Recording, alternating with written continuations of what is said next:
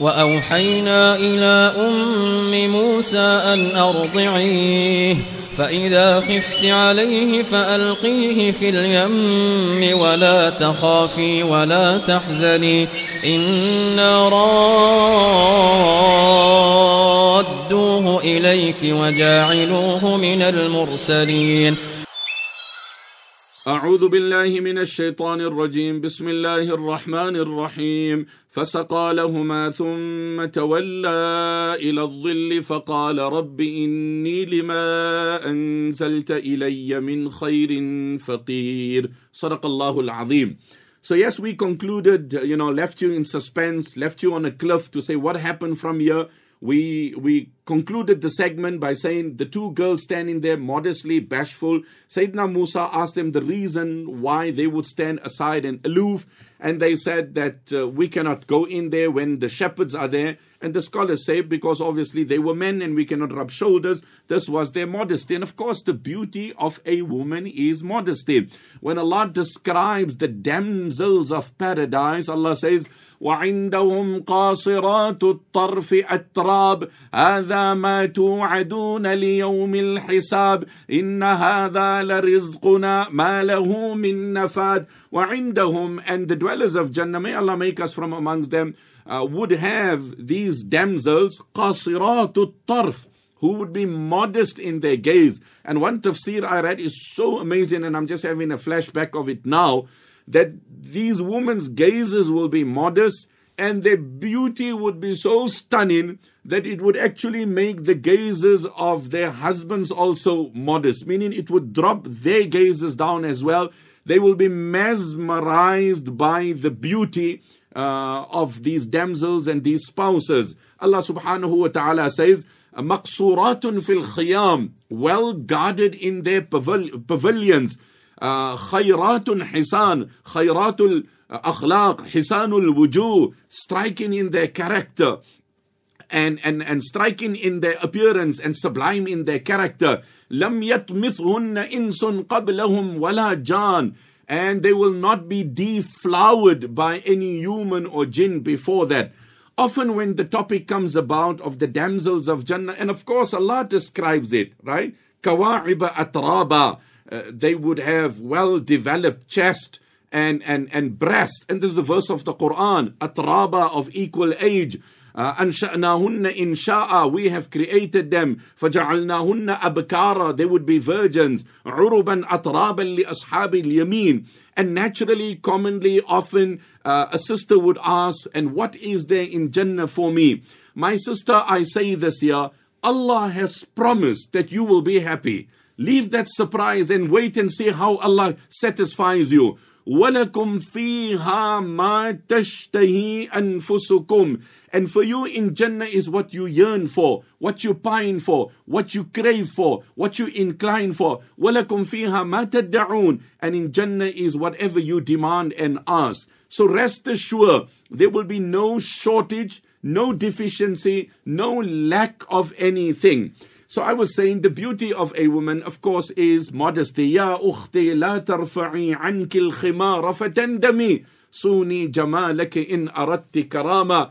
Oh my sister, do not unveil yourself. May Allah give me modesty, may Allah give you modesty. One is the dress of modesty and one is the attitude of modesty. We need both. One is the garb of ihram and one is the state of ihram. Your piece of cloth can fall off, but that doesn't take you out of the state of ihram. You could be having the cloth of ihram on you, the towel of ihram on you, but you could be violating the sanctity of ihram. I could be dressed in a modest garb, but I could be doing the direct opposite.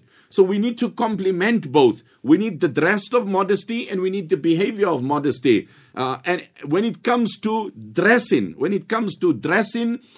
then Allah has impressed on a woman in her dress code to be, very much modest and bashful. And when it comes to restraining the gaze, then Allah has put much more limitations on a man than a woman. On a general note, of course, the Quran says, قُلْ لِلْمُؤْمِنِينَ يَغُضُّوا مِنْ أَبْصَارِهِمْ وَقُلْ لِلْمُؤْمِنَاتِ يَغْضُضْنَ مِنْ أَبْصَارِهِنَّ. Tell the men to restrain their gaze and tell the woman. But if you make tatabbu' of the nusus, if you critically analyze the text, you would realize on the dress code of a woman, she's been told to be much more covered and concealed. And a man has been told to be much more protective of his gaze. And this is the beauty of Islam. So they were standing there modest. Sayyidina Musa alayhi salatu was salam, out of his kindness and empathy, took the flock, gave it water. فَسَقَى لَهُمَا. He watered the flock. ثُمَّ تَوَلَّى إِلَى الظِّلِّ. And he set them off. And then he took shelter beneath a shade of a tree. And he said, Rabbi inni lima anzalta ilayya min khairin faqir. Oh my word. You know, when you see how the scholars unpack each word, it's just mind-boggling. Rabbi, oh my Lord, inni verily I, lima anzalta ilayya. The good that you can send down to me. And by the way, anzalta doesn't mean the good that you can send down. It actually means the good that you have sent down. At-ta'bir bil-mudari badla al-madi fihi al-isti'taf. This is mentioned in Balagha, in Bayanul Quran. So Sayyidina Musa didn't say, Allah, I desperately need the good that you will send down. He said, I desperately need the good that has come down. So he's used an expression of a past tense, meaning absolutely desperate. I am really down and absolutely begging with my begging bowl. Now, this is a very comprehensive supplication of a Nabi, and we could analyze all the prayers of the Anbiya. By and large, you would find they are comprehensive prayers. Rabbi anni maghloob fantasir. Oh my Lord, I am overwhelmed. Assist me. The prayer of Nuh alayhi salatu wassalam. Rabbi anni massani ad-dur. Allah, been afflicted with pain, and you are the most merciful. Rabbi ighfirli wa li akhi wa adkhilna fi rahmatik. Allah, forgive me and my sibling and include us in your mercy, and you are the most merciful. And so on and so forth. And we often read these du'as, and that's great. But do we ever ponder over the circumstances that preceded the recitation of the supplication? Or do we just want to suffice on the recitation of the prayer of Musa alayhi salam? And again, I drive the point and the message, help someone who's more vulnerable than you. And inshallah, that prayer will have a different input altogether. Okay, so the girls leave and they get home. And Musa alayhi salam is now resting beneath a tree, and he has made this dua. Allah, whatever good. And I'm saying, you help, you assist, and then you take shelter on your bed, or retire on your recliner, or sit under your tree, literally or figuratively, in reality or metaphorically, and then say, oh my Lord, I'm desperate. Allah, I've got this here. My son is just relapsing in his issues with substance abuse. Allah, my business is just not opening up. Allah, I'm just not having a breakthrough with my finances. Allah, I'm hoping so desperately for a child. Allah, I'm hoping to reconcile with my sibling, but it's just not happening. So assist, empower someone, and then turn to Allah. And I must also say a point here. You know, generally when we aid someone and we do it in a voluntary capacity, we feel we don't have to do a thorough job because I'm not being paid for it. Musa alayhi salatu wasalam did something wholesome in an absolute thorough form. And he did it purely voluntarily out of the good nature of his heart. He gave them proper water, adequate water. He attended to everything and dispatched them quickly. And then he took shelter and he cried out to Allah subhanahu wa ta'ala. The girls arrive home ahead of their regular schedule. Ma a'jalakuma ya bintayya. Oh my daughters, today you're home very early. Yes indeed, oh dad, there was a very kind-hearted soul that offered us assistance, gracious, selfless. What's the English proverb? Help someone in whom you see no remote possibility of reciprocation. Then you have lived life. Where you know that this person cannot aid you or assist you in any way, and you empower in that person, then you live in life. Ma ahsantuma ya bintayya. But oh my daughters, you haven't done good. It's a strange man, an unknown man, a foreign person. He's been kind to you. You know you should be offering him some form of acknowledgement, appreciation and reciprocation. And that's precisely what verse number 25 tells us. So this is all the doing of Allah subhanahu wa ta'ala. And كَذَلِكَ كِدْنَا لِيُوسُفْ كَذَلِكَ كِدْنَا لِيُوسُفْ إِنَّ رَبِّي لَطِيفٌ لِمَا يَشَاءُ Allahu latifun bi'ibadi. You must see what the Ahlul Lugha explain under latif. There's so many translations and explanations given to it. I don't want to digress. How Allah does things in unique ways, in a mysterious way. فَجَاءَتْهُ إِحْدَاهُمَا تَمْشِي عَلَى اسْتِحْيَاءٍ So one out of the two girls came to him. جاءته came to him. إحداهما, one out of the two. تمشي, walking. على استحياء, bashfully. Again, we marvel at the adoption of the words of the Quran. تمشي, walking. مشى يمشي. على, on. استحياء, modesty. Right? So almost giving a notion that she was riding a conveyance of modesty.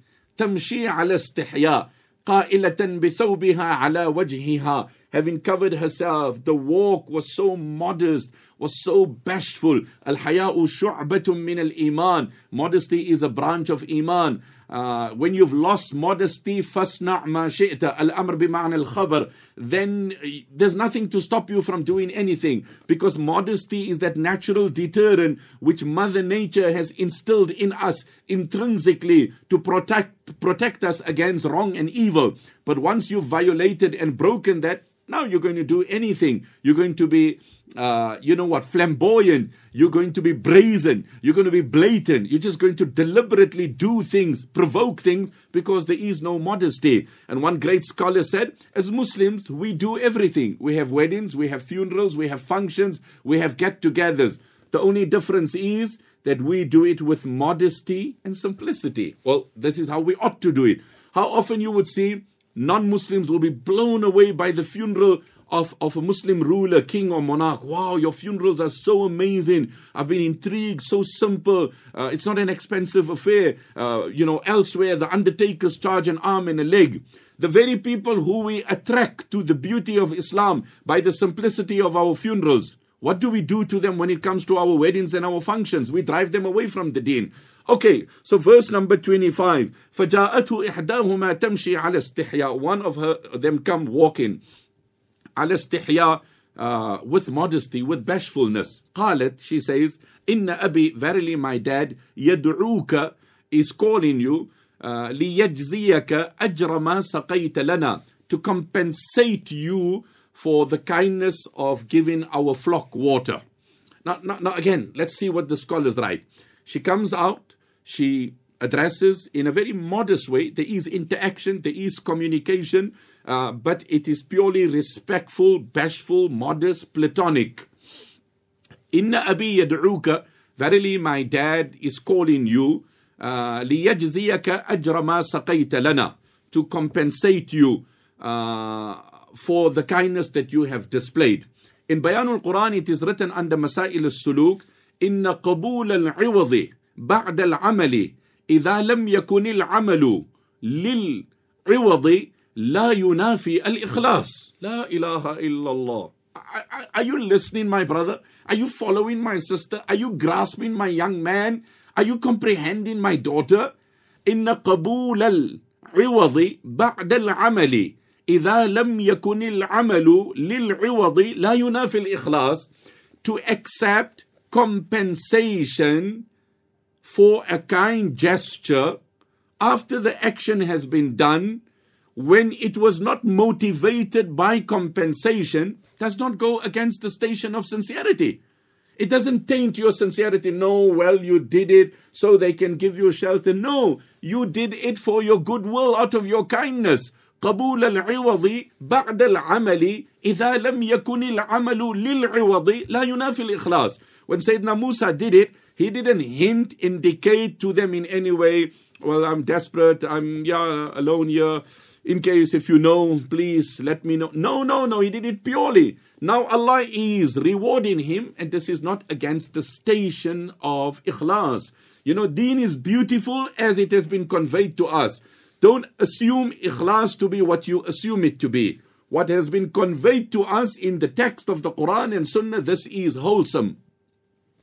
And of course, the daughter knew, and this is mentioned also in Bayanul Quran, that part of the teachings of her father was mukafa'ah. Mukafa'ah is compensation. If somebody is kind, the teachings of Islam is compensate, acknowledge, reward, compliment, reciprocate. Inna abi yad'uka liyajziyaka. Again, I'm like, my word, in Balagha it is written, when she invited Sayyidina Musa, then usnida ad-da'watu ila al-ab. Usnida ad-da'watu ila al-ab. وَعَلَّلَتْهَا بِالْجَزَاءِ. So she said, my father is calling you. And she didn't say, I'm calling you. And she said, my father wants to compensate you, so that there's transparency in the motive and the communication doesn't leave any room for any unsavory thoughts. La ilaha illallah. My word. So yes, there could be communication. It could be respectful, but don't give any indication to, any room for people to start thinking otherwise. Usnidat da'watu ila al-ab. She didn't say, I'm calling you. A strange woman telling a strange man, I'm calling you, come home, I would like to talk. No. My dad is calling you. Keep the air clean. Look at the words, look at the reflection. Usnidat da'watu ila al-ab. وَعَلَّلَتْهَا بِالْجَزَاءِ. And she said, the reason my dad is calling, he wants to compensate you. So Allah told the woman in Surah Al-Ahzab, the spouses of the Messenger ﷺ, and all the more other women, لَسْتُنَّ كَأَحَدٍ مِّنَ النِّسَاءِ. You are not like the regular woman. But this privilege doesn't just stand. It needs to be followed up with certain values and certain practices. In ittaqaytunna, provided you display taqwa. Because Hakim al-Ummah writes in Bayan al-Quran that nisbat bila taqwa hej hai. Nisbat bila taqwa hej hai. That being directed to someone or associated with someone, but it is not coupled with piety, is meaningless. I'm the son of this great scholar, but you don't reflect it. Like okay, so your father is so great, but where is it? So you can have this association of this being a descent of a noble family, but actioning it. So Allah told the honorable consorts of Muhammad sallallahu alaihi wasallam, you are not like regular woman, you are great woman, you are amazing woman. In ittaqaytunna, couple it with taqwa. فَلَا تَخْضَعْنَ بِالْقَوْلِ. When you speak to someone, then do not speak in a soft tone. And I marvel at the words of Hakim al-Ummah, and my mind just crosses here.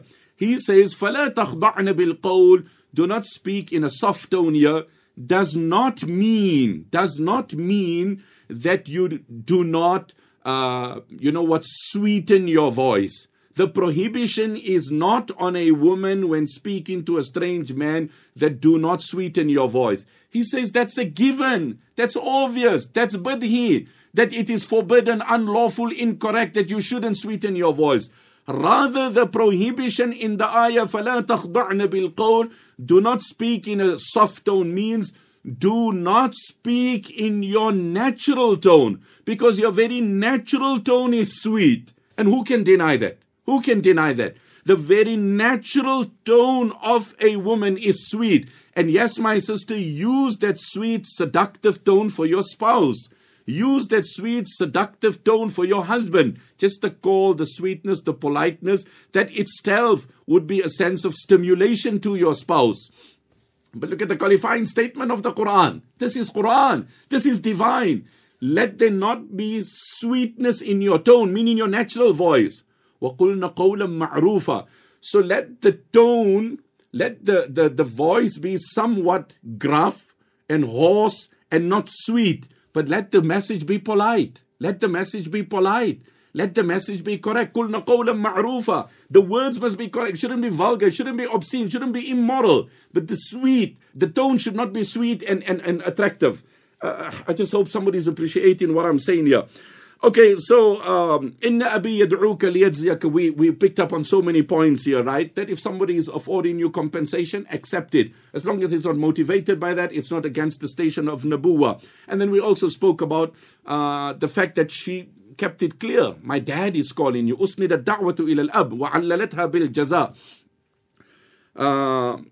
فلما جاءه وقص عليه القصص قال لا تخف نجوت من القوم الظالمين. So he comes along, and all the narration suggests that as they were walking, he said to her that, oh sister, walk in the rear, that would be better for us, and from the rear you can indicate to me, and this is how we will make our way to the house.